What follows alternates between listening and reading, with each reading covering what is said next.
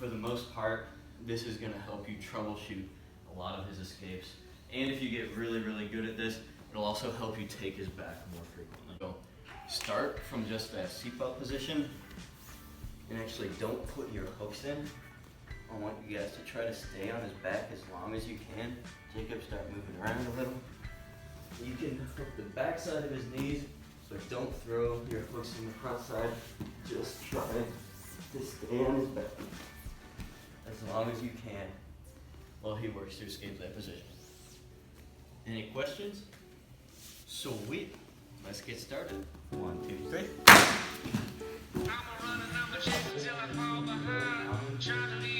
he falls over and starts sliding out, this is a really common place to lose it. If you slide out and go belly down, I can either try to finish him right there, or I can sit back up and start over. So you got that seatbelt, you can pull him right back. So play around with those. We're going to take a few minutes. This is going to be a little bit more open, a little bit more play-based. Alright. Any questions?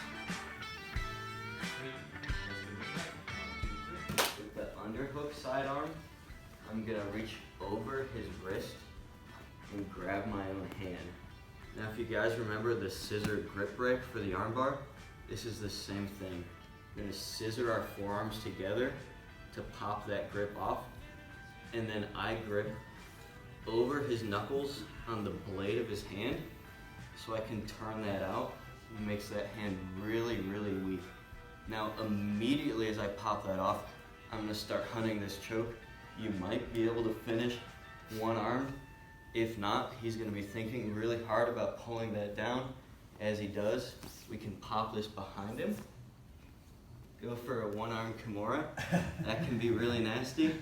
If you try to pop that out and he's got it tight, you can throw this arm out, trap it. Now I've got both of his arms trapped.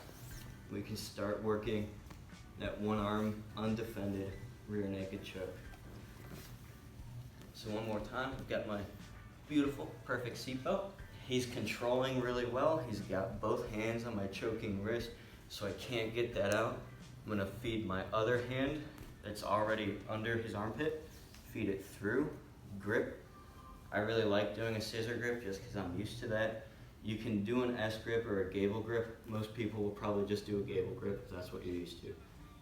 Scissor those forearms together, pop it out, grip, test that one-arm Kimura. If he's not giving you that, threaten this until you can trap that arm, come back across for the one-arm rear naked choke. Now on this choke, guys, remember we're trying to come through, grab right over the top of his shoulder blade. I'm gonna draw my elbow back for the finish. If he's got his chin tucked really well, I'm making a point with my knuckle, my first knuckle, feeding it under his jaw and across. You gotta make sure to keep this tight. If you feed it under and get overzealous about going deep, he's gonna slide right back through. So keep that point tucked tight, straight across to that shoulder. Keep that elbow retracted the whole time so he can't get his chin back down. Draw it back for the finish. Any questions on that? Sweet. Let's give it a shot. 1, 2, 3. Sweat. That's where you get the sick music. It's like Maryville. Jiu-jitsu. Yeah. If they're really wily about getting it out, I have to lock it so tight that it can be really tough to get my own arm out while still keeping that. And that's fine, you can do that, but I have a really, really high success rate rolling this arm out, locking over, and then my arm is between my leg and his body, so there's no problem for me extracting it. And then I've got both of his arms trapped. So my concept for that, as opposed to going this way, is he's still got one arm to hand fight versus my two.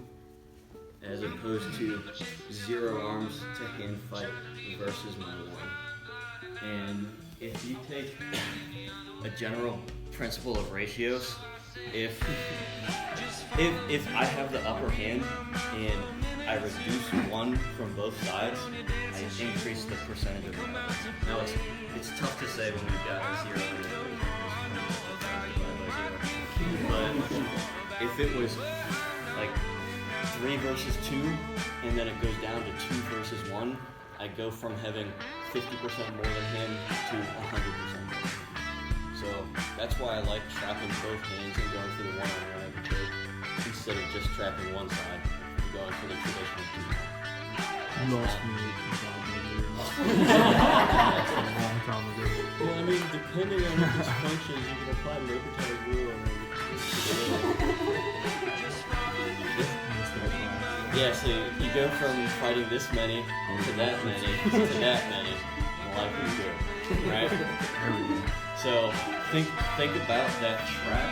You think about when you're here, really throwing that hand out. That's kind of gonna become a timing thing. But if you put good pressure on this choke and he's really pulling with that arm, it becomes easy to throw that out, throw that leg over. And even before I've released and fully locked this leg, Jacob, try to pull that arm out. That's just not happening. It's easy for me to feed that. So practice that a couple more times, and then we'll get into some specific training. All right? 1, 2, 3.